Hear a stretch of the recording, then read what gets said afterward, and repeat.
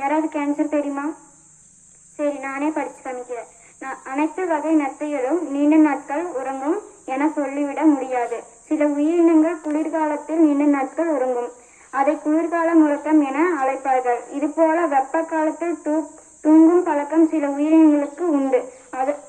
அதற்கு வேனில் உறக்கம் என்று பெயர். நத்தைகளின் சில வகை 3 ஆண்டுகள் வரை கூட உறங்கும் பழக்கம் உடையவை. பெரும்பாலும் பாலைவன நத்தைகள் இது போல உறங்கும். நன்றி.